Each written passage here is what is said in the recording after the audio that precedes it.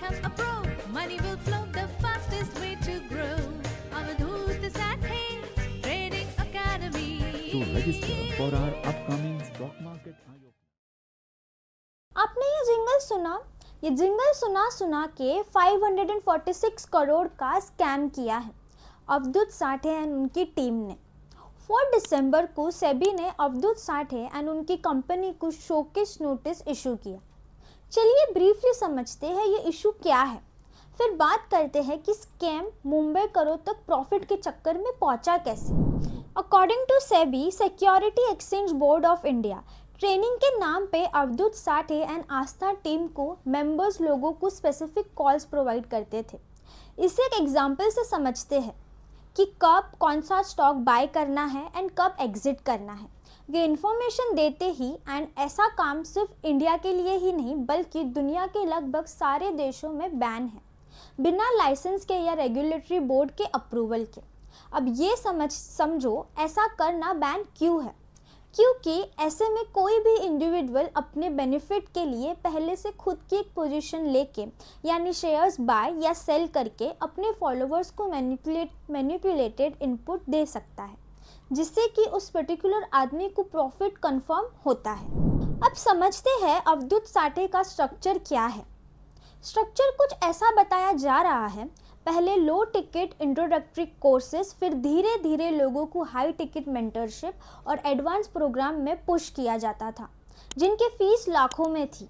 सेबी के एनालिसिस के मुताबिक जब इन कोर्सेज के बाद स्टूडेंट्स ने ट्रेडिंग की तो मेजॉरिटी को प्रॉफिट नहीं नुकसान हुआ। अब आते हैं हमारे इस वीडियो के मेन टॉपिक पे। अवधूत साठे और उनकी टीम ने अप्रॉक्स 3 लाख से ज़्यादा लोगों को अपने कोर्सेज में एनरोल किया था और इस एनरोलमेंट के लिए कई मार्केटिंग स्ट्रेटेजी यूज़ की। अगर आप मुंबई में रहते हो एंड आपने कभी मुंबई मेट्रो 1 यानी वर्सोवा घाटकोपर में ट्रैवल किया होगा तो आपने मेट्रो में हर स्टेशन पे अवधूत साठे के ये जिंगल सुना होगा, जो हमने आपको स्टार्टिंग में सुनाया था। मुंबई मेट्रो 01 ये पब्लिक प्राइवेट पार्टनरशिप के अंडर ओन एंड मैनेज की जाती है, जिसकी primary ownership government side MMRDA and private side से रिलायंस इंफ्रास्ट्रक्चर है। MMRD holds 26% equity stake while R-Infra controls 74%। Mumbai metro एक ऐसा पब्लिक हॉटस्पॉट है जहां जिसे मुंबई के मेजर वर्कफोर्स यूटिलाइज करते हैं, जिसकी वजह से ये मार्केटिंग एंड एडवर्टाइजमेंट के लिए भी एक प्राइमरी हॉटस्पॉट बन जाता है। अब सवाल ये है, ऐसे किसी पब्लिक प्लेस पे होने वाले एडवर्टाइजमेंट एंड प्रमोशन के ऑथेंटिसिटी की रिस्पॉन्सिबिलिटी किसकी? अगर हम बात करें सिर्फ आज के इस केस की, जो ऐसे कितने लोग होंगे जिन्होंने ये जिंगल सुन के अवधूत साठे के कोर्सेज में एनरोल किया होगा, और जैसे कि हमने इनके एनरोलमेंट टेक्निक को पहले से आपको बता दिया है कैसे ये स्लो पॉइजन देता है।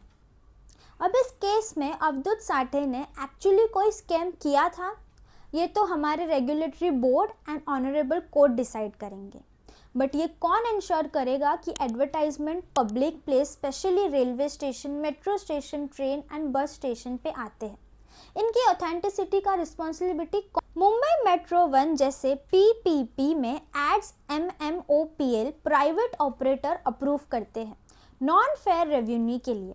MMRDA सिर्फ ओवरसाइट देता है। MMRDA advertisement can only involve जब उन्हें कोई कंटेंट इलीगल लगे, और else MMRDA don't have any control over what advertisement can be run on metro station और ऑन ट्रेन्स। कितने लोग ट्रैप हुए एग्जैक्ट नंबर्स नहीं, लेकिन Mumbai metro daily 4 to 5 lakh Riders jingle her 2 minute पे एज्यूम 1% कन्वर्ट भी करे तो लाखों लोग एक्सपोज हुए। सिमिलर केसेस सेबी ने 2024 to 2025 में 50+ इन्फ्लुएंसर्स को वार्निंग दिया, लेकिन एड्स पे क्रैकडाउन अभी भी नहीं रुके। रिस्पॉन्सिबिलिटी किसकी? ऑपरेटर, एडवर्टाइजर पे, लेकिन पब्लिक को भी वेरीफाई करना पड़ेगा। आज ही हमारे पब्लिक प्लेसेस पे ऐसे एडवर्टाइजमेंट से भरे हुए हैं जहाँ कोई ऑथेंटिसिटी नहीं है, कोई एश्योरिटी एंड गारंटी भी नहीं है कि एडवर्टाइजमेंट जेन्युइन एंड प्रॉमिसिंग है कि नहीं। सो आखिर में हम आप सबसे यही रिक्वेस्ट करते हैं कि जब आप कभी ऐसे कोई एडवर्टाइजमेंट देखें तो उसे अच्छे से जांच करें स्पेशली जब पैसों की बात की मामला हो। सिर्फ किसी एडवर्टाइजमेंट को देख के या सुन के जल्दबाजी में कोई फैसला ना लें। होप ये केस स्टडी आपको इन्फॉर्मेटिव लगी हो।